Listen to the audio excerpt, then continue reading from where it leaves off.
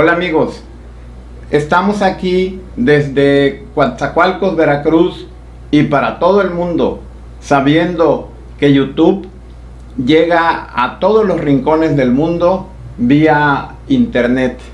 Ahora con esto de la globalización podemos subir un video a YouTube y estar seguros que se está compartiendo a lo largo y ancho de todo el mundo.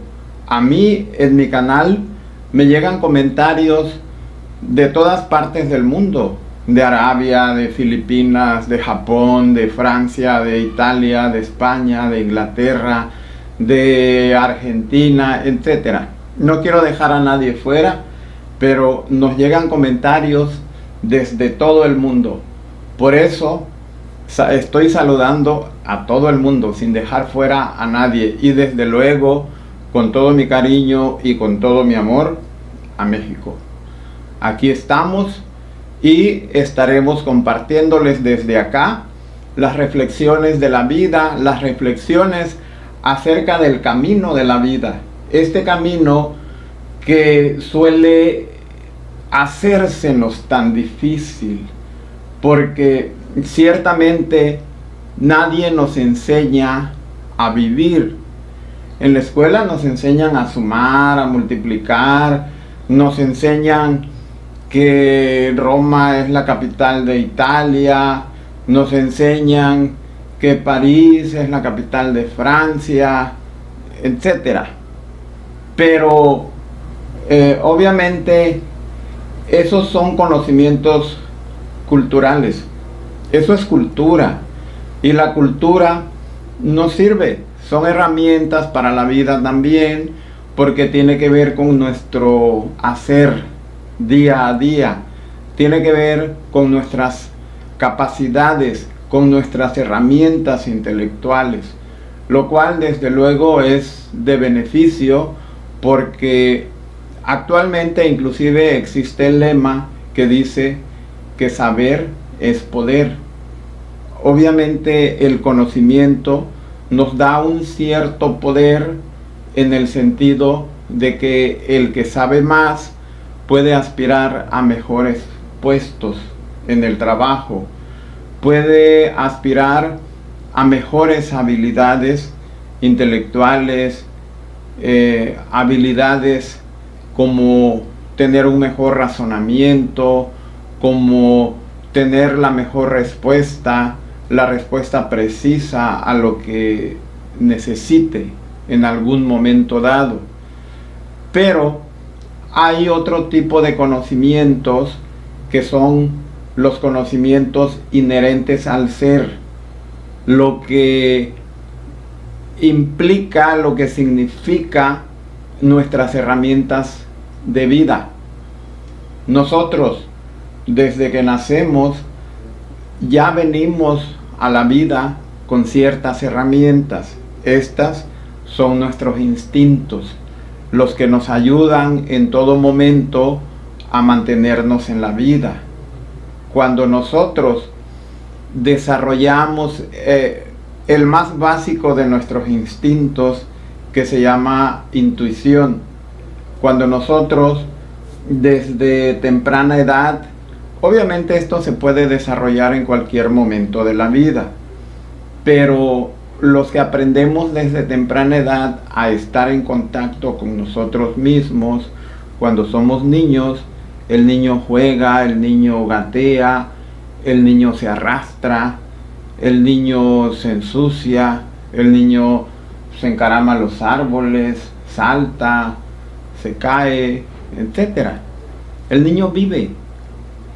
Y cuando a este niño se le permite vivir en su forma, digamos, más natural, soltándole la rienda un poco, ¿no? Como yo me figuro como a los pescadores. Cuando el pescador está pescando, le suelta carrete al pez, o sea, ya lo enganchó, pero le suelta carrete y el pez nada, sintiéndose libre, aunque el pescador pues cada vez lo va acercando más a él hasta que lo captura. Más sin embargo, Cuando nosotros somos niños, nuestros padres pues a veces nos dan carrete también, nos dan cuerda, nos dejan salir, nos dejan explorar nuestro mundo sin entrometerse tanto.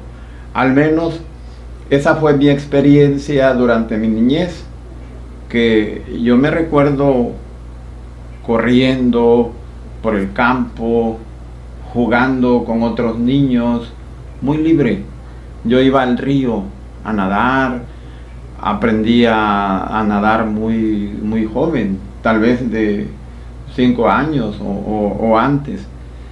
Aprendí a nadar, aprendí a sumergirme, aprendí a trepar árboles, aprendí a escalar. En ese tiempo se le llamaba paredones a esas paredes como de tierra, paredes a donde, digamos, quizás en un tiempo hubo una elevación, una montañita, pero como el río pasaba por ahí, fue erosionando la tierra y en algún punto esta ladera se fue escarbando y entonces quedó como una pared escarpada. Estas paredes escarpadas, en la parte de arriba, en la parte alta, habían árboles. Y estos árboles tenían bejucos, lianas como las que salían en las películas de Tarzán. Entonces yo me colgaba de esas lianas, de esos bejucos, porque eran unos bejucos gruesos, y yo me colgaba y subía. De hecho yo jugaba a que yo era Tarzán y mi hermano pues era ahora sí que el compañero de Tarzán, que se llamaba Bomba, y jugábamos. No siempre éramos los mismos personajes, los personajes podían cambiar, pero en esos juegos eran como juegos salvajes, selváticos. Se va desarrollando, se va descollando una personalidad de libertad, porque no recuerdo que mamá o papá me hayan jalado en un momento dado las riendas y me hayan obligado a quedarme en casa. Yo me recuerdo libre de salir a jugar. Obvio, iba a la escuela también, en algún momento entré a la escuela, pero yo saliendo de la escuela lo primero que hacía, botaba los libros por allá, me sacaba la ropa, me ponía un pantalón. Para mí lo más cómodo era el pantalón más viejo, y me ponía yo el pantalón más viejo y me salía yo a jugar. La mayoría de las veces yo agarraba mi anzuelo y con mi anzuelo me iba al río a pescar. Y mi hermano, pues siempre fuimos inseparables. Mi hermano también agarraba su anzuelo y nos íbamos a pescar. En algún momento me compraron un visor de esos que ocupan los buzos, y ya yo tenía un visor, y con el alambre de una cubeta hice como una especie de arpón. Iba yo al molino y ahí en el molino tenían una rueda con la que sacaban filo. Era un esmeril. Entonces con ese esmeril le sacábamos punta al arpón, a la flecha, y nos íbamos a pescar. Y yo pescaba, me sumergía en el agua, buceaba y pescaba. Y pues esos eran como que mis juegos de la infancia, ¿no? Yo crecí en ese lugar de Chiapas, Soconusco, Chiapas, y me recuerdo pues en esa, digamos, en esa libertad, ¿no? De vivir un montón de aventuras, que ahora que he leído, por ejemplo, libros como 100 años de soledad, me identifico mucho con Macondo, con ese pueblito, y lo comparo con Soconusco y con mi niñez. Me tocó vivir ahí hasta los 11 años, 12 años casi. Cuando salgo de la primaria, pues me mandan a estudiar a la Ciudad de México, y pues allá continúo estudiando la secundaria, la prepa, mi carrera. En fin, yo viví en la Ciudad de México muchos años. Ahora, lo que estábamos hablando sobre la intuición, pues tiene mucho que ver con esta libertad, la libertad de desarrollarnos en esa libertad.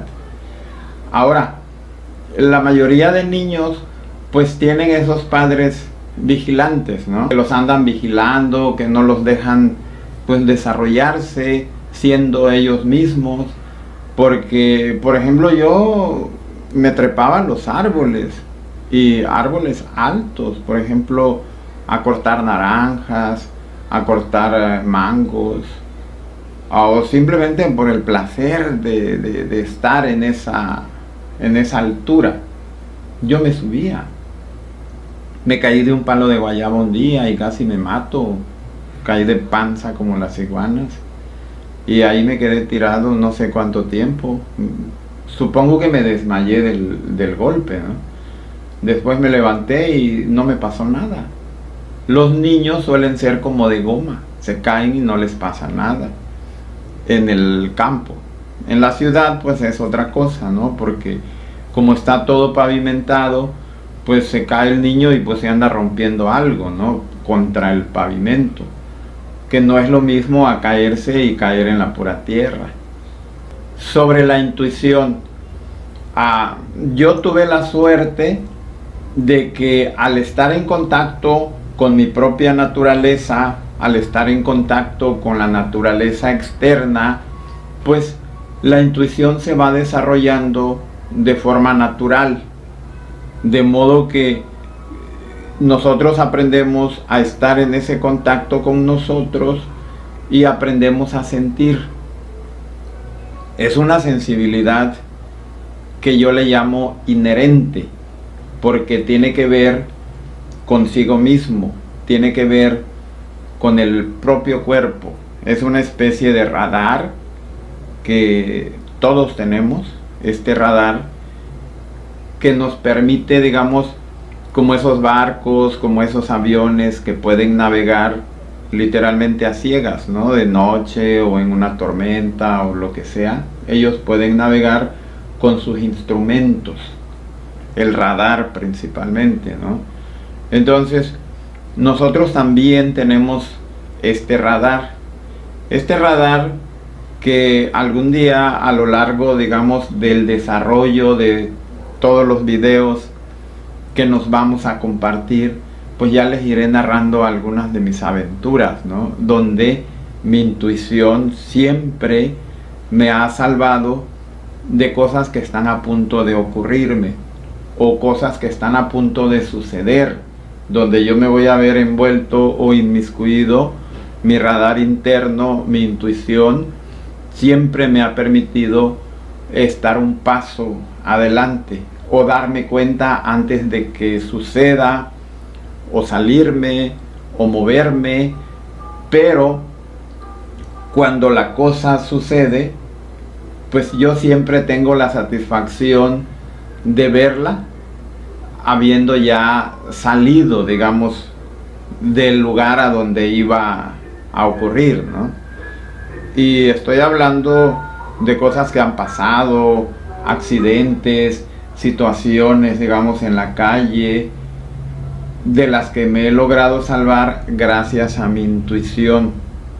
Ahora, esta intuición mencioné que la tenemos todos, mas sin embargo, pues la gente que desde pequeña no se desarrolló o no creció con esta libertad de ser ellos mismos, sino que crecen muy al margen de lo que quiera mamá o de lo que quiera papá, porque el niño cuando es pequeño, pues el niño no tiene decisiones propias, ¿no? O decisiones válidas ante un adulto.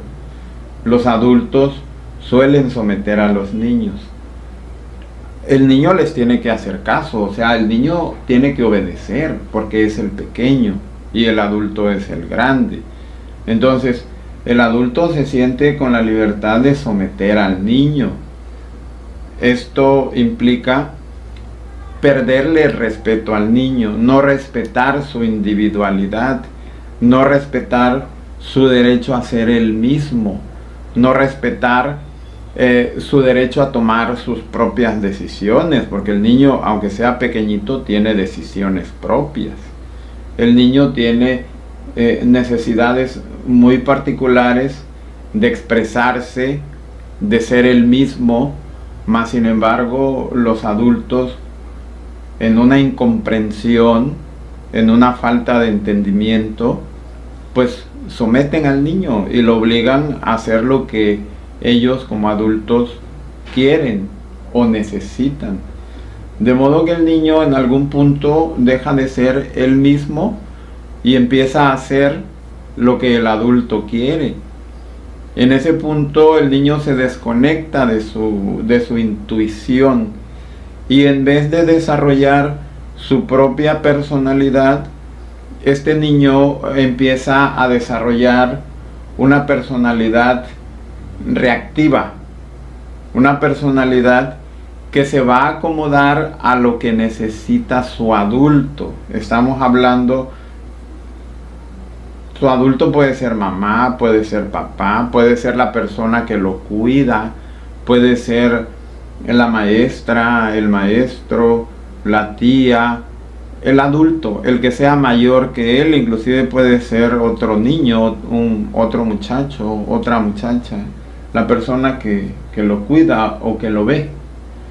Entonces, el niño va acomodando, digamos, sus comportamientos y va adaptando sus reacciones a lo que estas personas requieren de él. Se empieza a adaptar de tal forma que en algún punto de su desarrollo el niño pierde su esencia, pierde su propia personalidad. Ahora, a partir de esta pérdida, por así decir, del rumbo de su brújula interna, este niño deja de saber lo que es él por complacer a los adultos, a los mayores. En esta complacencia hacia los mayores, en este sometimiento, en esta falta de respeto, según la propia personalidad inherente. La palabra inherente quiere decir que depende de sí mismo, no depende de causas externas. Entonces, en esta personalidad inherente del niño se pierde. El niño pierde el rumbo de su brújula interna, pierde su propia guía. Y entonces, dependiendo de muchos factores, entre ellos el niño trae una personalidad inherente, trae una personalidad que le es propia a él nace con una personalidad, pero en el trayecto de su niñez se desconecta de esta personalidad que le es propia, y entonces en estas reacciones acomodaticias hacia las necesidades de los adultos, en esta necesidad propia también del niño de ser aceptado, porque el niño en estas necesidades básicas necesita de los adultos. ¿Por qué? Porque el niño necesita desde ser alimentado, ser cuidado, ser aseado, necesita todas estas cosas para su propia supervivencia. Y al darse cuenta que los adultos esperan algo de él como niño, tal vez que sea simpático, que sea obediente, que sea tranquilito, que sea calmadito, que no llore, que no haga berrinches, que no pida cosas, que se esté quieto. El niño aprende a ser sometido, aprende a someterse, y entonces empieza a desarrollar una personalidad secundaria. Esta personalidad secundaria se monta sobre su personalidad primaria. Su personalidad primaria, que el niño ya la ha perdido, se ha desconectado de ella, ahora ya no sabe cuál es esta personalidad primaria, pero empieza a desarrollar una personalidad secundaria. Esta personalidad secundaria puede ser una personalidad masoquista, con la que el niño se va a adaptar a los abusos del adulto. Obviamente esto depende qué tipos de adultos le toquen a este niño. Si son adultos abusivos que lo someten, que lo obligan, que esperan demasiado de él, pues el niño se va a volver masoquista. Ahora, si es un adulto, por ejemplo, muy abusivo, que le exigen demasiado a este niño, pero que al mismo tiempo estos adultos abusan también de otros adultos. El papá puede abusar de la mamá puede abusar de los demás hijos, de sus hermanos, de sus hermanas, hasta de sus vecinas, ¿no? Entonces, estos padres abusivos, porque los niños, su cerebro es como una esponja y todo lo aprenden, todo lo observan, todo lo están captando. El adulto cree que el niño, porque es chiquito, no se da cuenta. El niño se da perfectamente cuenta de todo. Su cerebro en esta primera etapa está en un modo aprendizaje, donde el niño necesita aprenderlo todo, porque el niño no sabe nada cuando nace. No trae su cerebro en blanco porque ya trae sus instintos. Estos instintos que son primarios y que son para su propia supervivencia, pues vienen acompañados ya, digamos, en cierta medida de reacciones. Por ejemplo, hablemos del instinto del miedo. El miedo es un instinto primario que sirve para protegernos, pero el miedo también se acompaña de reacciones. El niño, por muy pequeñito que sea, cuando el doctor le hace la prueba de Apgar y pone su dedo y le sujeta las manitas del niño para que se agarre de su dedo y lo trata de levantar de la cunita, el niño, con el instinto del miedo, se aferra al dedo del doctor, porque uno de los miedos básicos es a caerse. El niño tiene miedo a caerse. Y entonces nos damos cuenta que los instintos vienen acompañados de ciertas reacciones que vienen como parte de nuestro paquete natural, parte de esa caja de herramientas básicas. Dicen los que saben que heredamos ciertas reacciones de nuestros padres. De aquí que el niño va a reaccionar dependiendo también de su propia personalidad. Ahora, ¿por qué un niño se hace masoquista y otro niño se hace rígido? Bueno, depende de su propia personalidad primaria.